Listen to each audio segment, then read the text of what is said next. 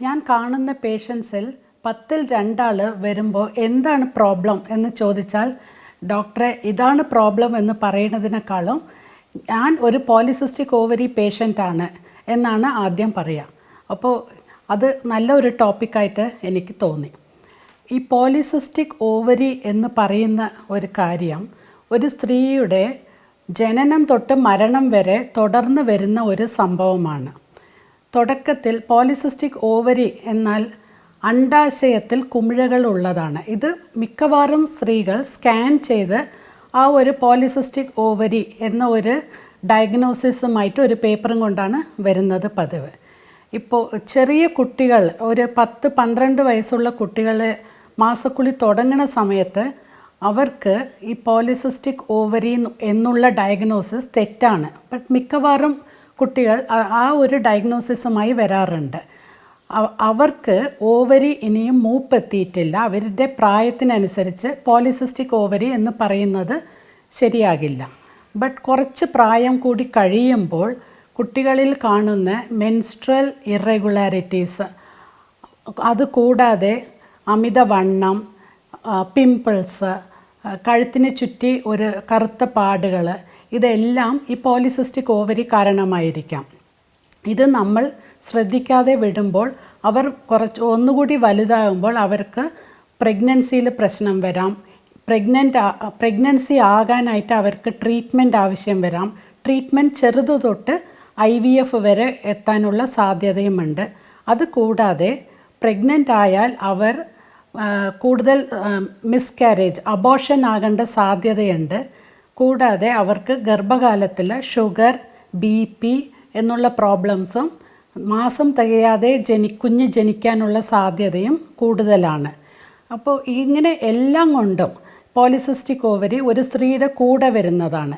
ഇനി പ്രസവിച്ച് കഴിഞ്ഞ് കുട്ടികളെല്ലാം ആയാലും ആ സ്ത്രീക്ക് പിന്നീട് sugar, blood pressure, high blood pressure, stroke പോലത്തെ അസുഖങ്ങൾ, ഈവൻ ക്യാൻസർ, ഗർഭപാത്രത്തിൽ ക്യാൻസർ വരെ വരാൻ ഈ ഒരു പോളിസിസ്റ്റിക് ഓവറി എന്നുള്ളതിൽ സാധ്യതകളുണ്ട്. അപ്പോൾ എന്തുകൊണ്ടാണ് ഈ പോളിസിസ്റ്റിക് ഓവറി വരുന്നത് എന്ന് കേട്ടാൽ അതിന് ഒരു കാരണം, ഇന്നതാണ് കാരണമെന്ന് എടുത്ത് പറയാൻ പറ്റില്ല. ജനറ്റിക് കാര്യങ്ങളുണ്ട്. അതുകൂടാതെ ആ സ്ത്രീ ഗർഭപാത്രത്തിൽ, അമ്മയുടെ ഗർഭത്തിലിരിക്കുമ്പോൾ സംഭവിക്കുന്ന ചെറിയ സ്ട്രെസ്സ് കാരണങ്ങളുണ്ട്. കൂടാതെ ലൈഫ് സ്റ്റൈലിൽ നമ്മളുടെ ഇപ്പോഴത്തെ ജീവിതശൈലിയും ഒരു കാരണമായിട്ട് ഉള്ളതാണ്. ഞാൻ കൂടുതൽ ട്രീറ്റ്മെൻറ്റിൻ്റെ ഭാഗത്ത് പോകുന്നില്ല.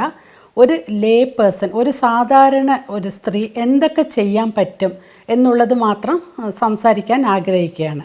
ഇതിൽ ഏറ്റവും കൂടുതൽ ഇമ്പോർട്ടൻ്റ് ആയിട്ടുള്ളത് ലൈഫ് സ്റ്റൈൽ മോഡിഫിക്കേഷൻ എന്നുള്ളതാണ്. ലൈഫ് സ്റ്റൈൽ പറയുമ്പോൾ നമ്മളുടെ ജീവിതത്തിലുള്ള മോഡിഫിക്കേഷൻസാണ്. ഈ മോഡിഫിക്കേഷൻസ്, നമ്മൾ വരുത്തുന്ന മാറ്റങ്ങൾ സ്മാർട്ടായിരിക്കണം. സ്മാർട്ട് എന്നുള്ളത് നമ്മൾക്ക് എളുപ്പത്തിൽ ഓർമ്മ വയ്ക്കാനായിട്ട് പറയുന്നതാണ്. അതായത് സ്പെസിഫിക് കാര്യങ്ങളായിരിക്കണം.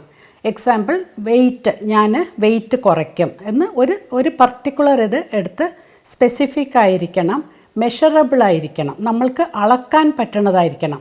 ഉദാഹരണത്തിന് ഞാനൊരു 2 കിലോ കുറയ്ക്കും, 5 കിലോ കുറയ്ക്കും എന്ന് ഒരു മെഷറബിൾ ആയിരിക്കണം. അത് അച്ചീവബിൾ ആയിരിക്കണം. അച്ചീവബിൾ പറഞ്ഞാൽ നമ്മൾക്ക് സാധിക്കണം, അത് നമ്മൾ വിചാരിച്ചത് എത്താൻ സാധിക്കണം. അല്ലാതെ ഇപ്പോൾ ഞാനൊരു 50 കിലോ കുറയ്ക്കും ഒരു മാസത്തിൽ എന്ന് വിചാരിച്ചാൽ നമ്മൾക്കത് പറ്റില്ല, നമ്മൾ നിരാശരായി പോവുകയും ചെയ്യും. ദെൻ റിയലിസ്റ്റിക് ആയിരിക്കണം. നമ്മൾ തീരുമാനിക്കുന്ന കാര്യം റിയലിസ്റ്റിക് ആയിരിക്കണം. അല്ലാതെ ഏതെങ്കിലും ഒന്ന് ആലോചിച്ചിട്ട് കാര്യമുണ്ടാകില്ല. And it should be timely എന്നാൽ ഒരു മാസത്തിൽ ഇത്ര കുറയ്ക്കും, ഇന്ന കാര്യങ്ങൾ ചെയ്യും എന്നുള്ള ഒരു തീരുമാനമുണ്ടാകണം.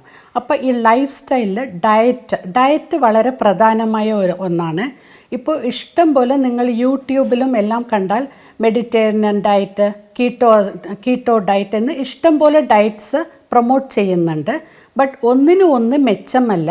എല്ലാ ഡയറ്റിലും നിങ്ങൾ ശ്രദ്ധിക്കേണ്ട ഒരു കാര്യം, അത് ബാലൻസ്ഡ് ഡയറ്റായിരിക്കണം എന്നുള്ളതാണ്. ആരോഗ്യമായിരിക്കണം. ഒരു പ്രത്യേക പദാർത്ഥം ഒഴിവാക്കി മറ്റത് കഴിക്കുക എന്നുള്ളത് കൂടുതൽ വൈറ്റമിനും ന്യൂട്രിയൻ ഡെഫിഷ്യൻസിക്ക് കാരണമാകും. അങ്ങനെയല്ലാതെ ബാലൻസ്ഡ് ഡയറ്റായിരിക്കണം. രണ്ടാമത് എക്സസൈസ്. ഭാരം കൂടിയുള്ളവർക്കും കുറവുള്ളവരാണെങ്കിലും എക്സസൈസ് എന്നുള്ളത് വളരെ ഇമ്പോർട്ടൻ്റ് ആണ്. ഇത് യങ് ഏജിൽ മാത്രമല്ലാതെ അവരുടെ ജീവിതകാലം മുഴുവൻ കൊണ്ട് പോകാൻ പറ്റിയതായിരിക്കും വേണം. നല്ല ആരോഗ്യത്തിനും അത് ഇമ്പോർട്ടൻ്റ് ആണ്. ഒരു ആഴ്ചയിൽ 150 തൊട്ട് 300 മിനിറ്റ് എക്സസൈസ് മീഡിയം ആക്ടിവിറ്റീസ് ഉണ്ടായിരുന്നാൽ മതി. അതല്ലെങ്കിൽ 75 തൊട്ട് 150 മിനിറ്റ് വരെ വിഗറസ് ആയിട്ടുള്ള എക്സസൈസ് ആയിരിക്കാം. അതിൽ ആഴ്ചയിൽ 2 ദിവസം മസിൽ സ്ട്രെങ്തനിങ്, പേശികൾക്ക് ആരോഗ്യം വരുത്തുന്ന എക്സസൈസ് നല്ലതായിരിക്കും. ഈ മസിൽ സ്ട്രെങ്തൻ കൊണ്ട് ഉദ്ദേശിക്കുന്നത് എന്താണെന്ന് വെച്ചാൽ അത് ബാലൻസിന് ഇമ്പോർട്ടൻ്റ് ആണ്. പിന്നീട് മാസക്കുളി നിൽക്കുന്ന സമയത്ത് ഒരു 60-70 വയസ്സിൽ വീഴ്ചകൾക്കും എല്ല് തേയ്മാനത്തിനെല്ലാം ഒരു പരിധിവരെ ഇതിന് ഒരു ആശ്വാസം കാണാൻ പറ്റും. സോ എക്സസൈസ് ഇതുപോലെ ആയിരിക്കണം. അതിൽ ഇങ്ങനെ പറയുമ്പോൾ ഒരു ദിവസം ഏകദേശം ഒരു 45 മിനിറ്റ് എക്സസൈസ് ചെയ്താൽ മതിയാകും. ജിമ്മിൽ തന്നെ പോകണമെന്ന ആവശ്യമില്ല. വീട്ടു ജോലികളും നടത്തം ഇതുപോലത്തെ എക്സസൈസ് ആണെങ്കിലും അത് ഗുണകരമായിരിക്കും. പിന്നെ ഫാമിലി കൂടുതൽ ഇതിൽ ഇൻവോൾവ് ആകുകയാണെങ്കിൽ സ്ത്രീക്ക് കൂടുതൽ ഉന്മേഷത്തോടെ ഓരോരോ എക്സസൈസ് ചെയ്യാനും പറ്റും. മൂന്നാമത് കാര്യം ഉറക്കം എന്നുള്ളതാണ്. ഉറക്കം ഇപ്പോൾ നമ്മളുടെ ഈവൻ IT ഫീൽഡ് ഇങ്ങനെ ഒത്തിരി ജോലി കാരണം കൊണ്ട് ലേറ്റ് നൈറ്റ് ഇരിക്കുന്നതും ലേറ്റായിട്ട് എണിക്കുന്നതും ഒരു ശീലമായിട്ടുണ്ട്. അത് നമ്മളുടെ ബോഡി ക്ലോക്കിന് അഡ്ജസ്റ്റ്മെൻറ്റിന് ബുദ്ധിമുട്ടായി വരുന്നതാണ്. സോ നമ്മൾ മാക്സിമം സൂര്യനോട് എഴുന്നേറ്റ് സൂര്യനോട് ഉറങ്ങണം എന്നുള്ളതാണ് ഒരു റഫായിട്ടുള്ള ഒരു കാൽക്കുലേഷൻ. സോ ഒരു 10 മണി അല്ലെ അതിന് ഏർലിയറായിട്ട് ഉറങ്ങുന്നത് വളരെ നല്ലതായിരിക്കും. നമ്മളുടെ ദേഹത്ത് മെലറ്റോണിൻ എന്നുള്ള ഒരു സെക്രീഷന് ഇത് വളരെ ഇമ്പോർട്ടൻ്റ് ആണ്. ഈ മെലറ്റോണിൻ പോളിസിസ്റ്റിക് ഓവറിക്ക് നല്ല ഒരു പരിഹാരമായിട്ടാണ് ഇപ്പോൾ പറയപ്പെടുന്നത്. സോ ഈവൻ IT ഫീൽഡ് ആണെങ്കിലും ഉറക്കം നേരത്തെ പറ്റുന്നതും ഉറങ്ങുന്നത് വളരെ നന്നായിരിക്കും. സ്ക്രീൻ ടൈം നമ്മൾ TV ആണെങ്കിലും മൊബൈലാണെങ്കിലും കാണുന്നത് കുറവാക്കുന്നതും നല്ലതായിരിക്കും. ഇത് കൂടാതെ ഈ കാര്യങ്ങൾ എല്ലാം നമ്മൾ റിപ്പീറ്റഡായി ചെയ്ത് അതൊരു ശീലമാക്കുന്നത് നല്ലതായിരിക്കും. ഇതെല്ലാം ചെയ്താലും നിങ്ങൾക്ക് മരുന്നുകളുടെ ആവശ്യം വരാം. അങ്ങനെ ആകുമ്പോൾ ഒരു നല്ല ഗൈനക്കോളജിസ്റ്റിൻ്റെ അടുത്ത് പോകുമ്പോൾ ഏതാണോ ബുദ്ധിമുട്ട്, മാസക്കുളിയിലാണ് പ്രശ്നം, മാസക്കുളി വരുന്നില്ല, അല്ലാതെ ബ്ലീഡിങ് ആയാൽ ഒരുപാട് ബ്ലീഡിങ് ആകുന്നുണ്ട്, അങ്ങനെയാണെങ്കിൽ അതിനുള്ള ട്രീറ്റ്മെൻറ്റ്, അതല്ല കുഞ്ഞുങ്ങളാണ് പ്രശ്നമെങ്കിൽ അതിനുള്ള ട്രീറ്റ്മെൻറ്റ് എന്ന് ഓരോന്നിനും ട്രീറ്റ്മെൻറ്റും അതിനുള്ള പരിഹാരങ്ങൾ ഇപ്പോൾ ഉണ്ട്. സോ ഈ ലൈഫ് സ്റ്റൈൽ മോഡിഫിക്കേഷൻ ചെയ്താൽ ഏത് തരം ട്രീറ്റ്മെൻറ്റും കുറച്ചുകൂടി എളുപ്പമായിട്ടും ഫലപ്രദമായിട്ടും നിങ്ങൾക്ക് ലഭിക്കുന്നതായിരിക്കും. Thank you.